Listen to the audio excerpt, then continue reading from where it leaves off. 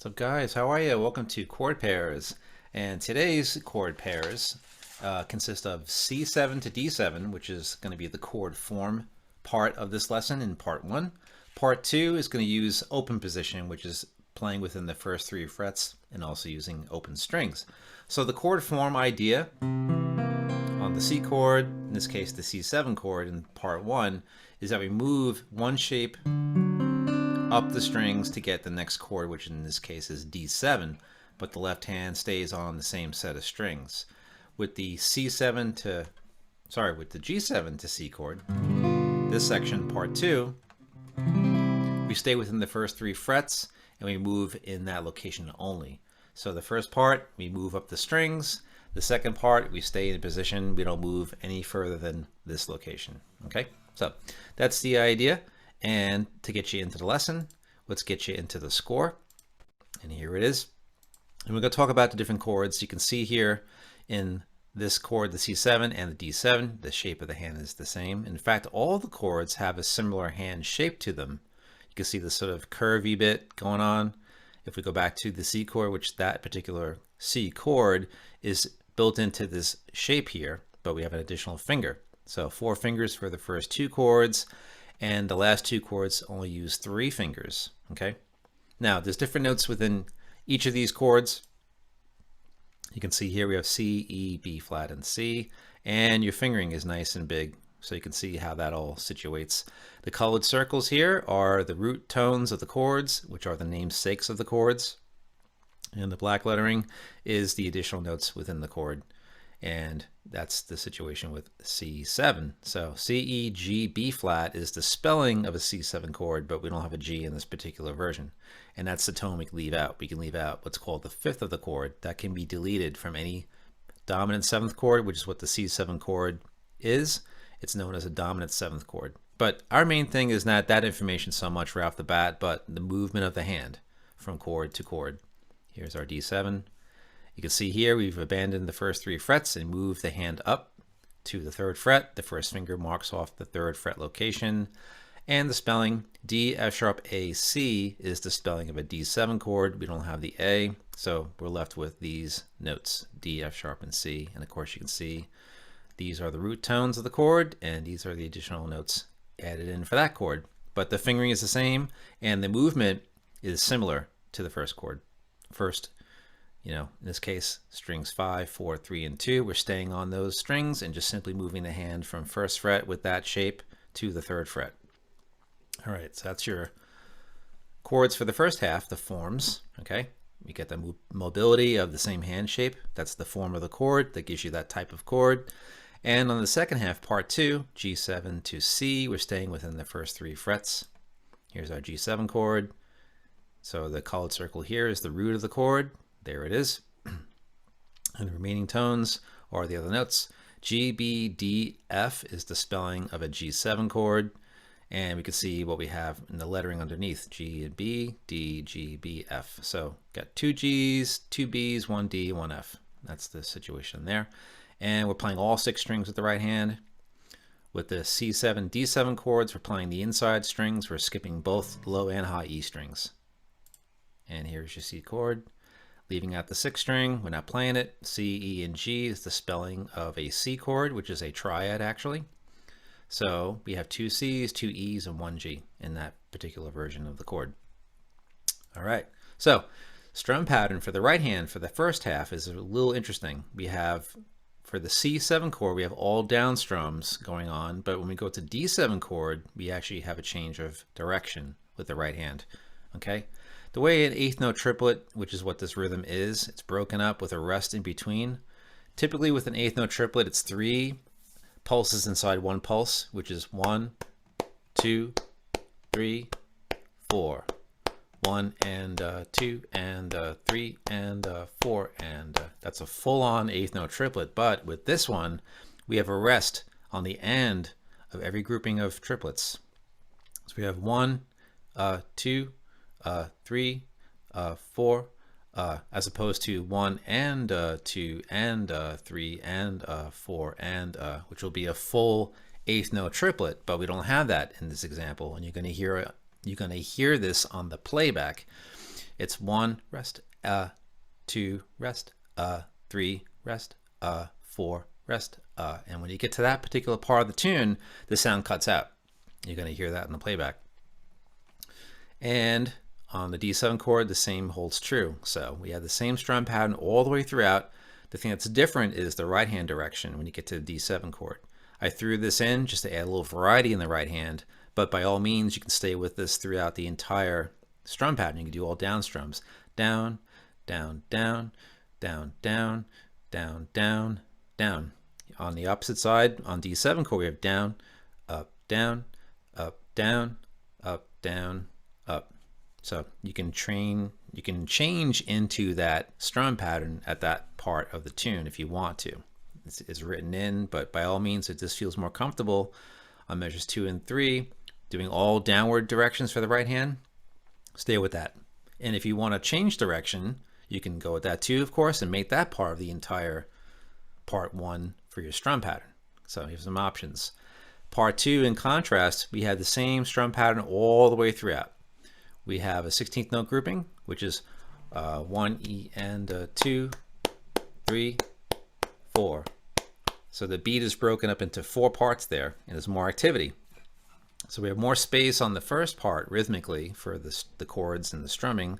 On the second half, there's more activity, more filled in per beat. We have 4 parts happening per beat. They're grouped that way. So we have 1 E and 2 E and 3 E and 4 E and which is the count. Right hand goes down, up, down, up, down, up, down, up, down, up, down, up, down, up, down, up. And it's going to sound faster when you hear the playback. Okay? So the right hand's moving constantly when you get into that strum pattern. And it works the same for page 2 on the C chord. So same exact strum pattern. It feels the same, different chords. The thing that we'll talk about too is where to lift the hand off from chord to chord. In this particular case, if you do the 16th notes, you're lifting your left hand off at this moment and you're placing it back down on this moment. That's the key to the smoothness of the chord changes, is where you lift your left hand and when you lift your left hand. Okay. Same thing applies to the first half. And here I'm going from C7 in this measure to a D7 chord. Okay, even though there's no letter here, the chord stays the same. C7, 3 measures 2 and 3, D7, 3 measures 4 and 5. Okay, so in this particular part here, when you go back to repeat this section of the tune, you're lifting your left hand off here. It should be open strings, and I actually indicated not open strings. So here is the moment where you want to lift. You want to lift in this area, okay? And then you place your hand back down when you get to here. Your left hand, that is, okay? And it's a tricky part there too. If you do all down and up through here, you know, the up strum is going to grab the open strings before you get back to your down strum in measure 2. All right, so that's the situation, a little talk through of the chart. Let's hear the thing and see what it sounds like. Excuse me. Here it comes.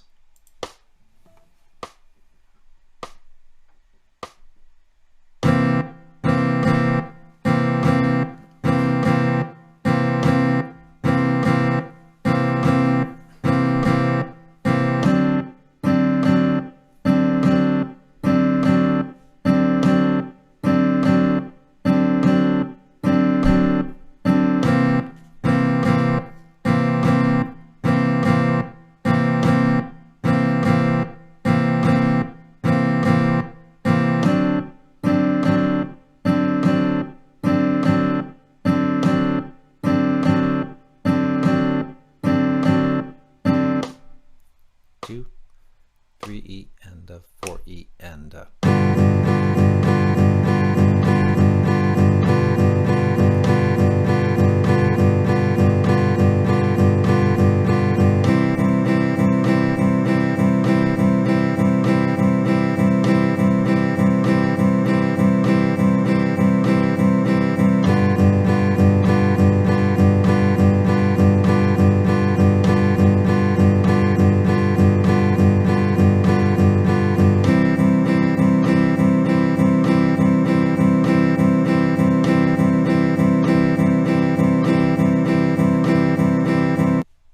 there you go. So I think on the first playthrough, this part got cut off. So let me just do the first half view again. All right. So you get to see the measures scrolling through. This part was kind of cut off earlier. So let me just do one more playthrough on this so you get to hear what's up. All right, one more time. First half again. 2, 3, 4.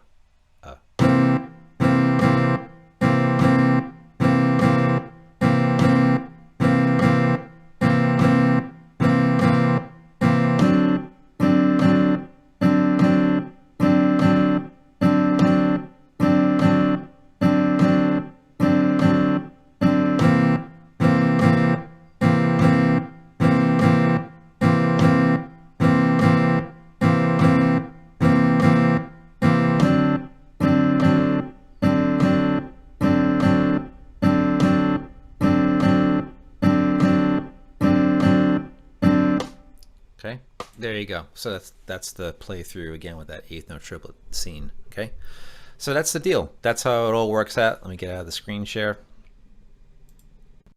All right, so that's the whole thing. And then going back to the point of liftoff, where you lift things off between the C7 and the D7 chord. So say if you do all the strums with down strums. 1,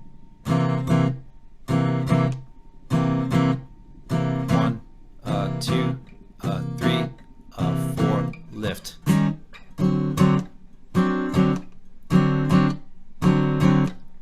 2, 3, 4, lift. 3,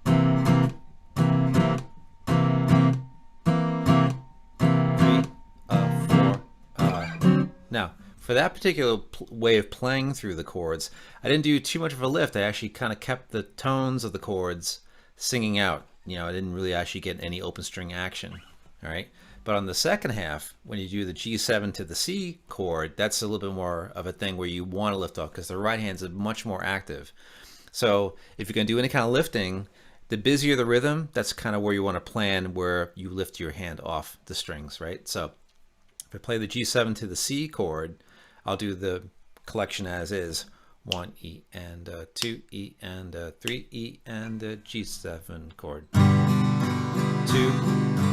3, 4, 1, 2. Get ready to lift right here.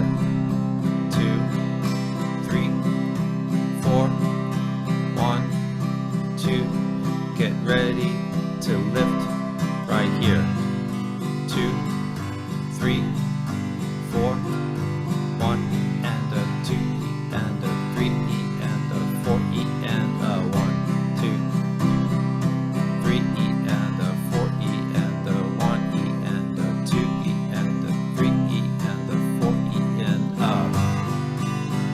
Okay, so you can see what I did there. On the second bar of the chord, G7 on the 1 E and 2 E and 3 E and 4 E and On that part, on that last up strum, you lift your left hand and move to the next chord, which is in this case the C chord. So when you get to 1, beat 1, you have a down strum and your chord's in place. Okay, that's the key to the whole thing. Tempo-wise, 50 might feel very quick on that second part, so you probably want to get the metronome out and slow it down. Or on the video itself here, when it's up, you can actually go to the settings and change the playback speed of the video right on the YouTube channel, right on the video. Okay, so you can do that, and that'll actually give you a chance to kind of keep up with that 16th note figure in particular. Okay, so you have a constant flow on part 2 of rhythm. On part 1, it feels a little more disjunct, a little more herky-jerky, right, for sake of, or for lack of a better term.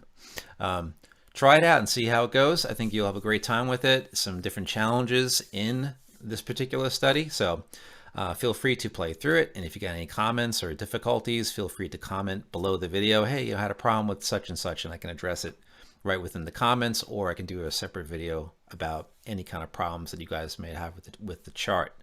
So there you go, guys. That's the chord pairs for today.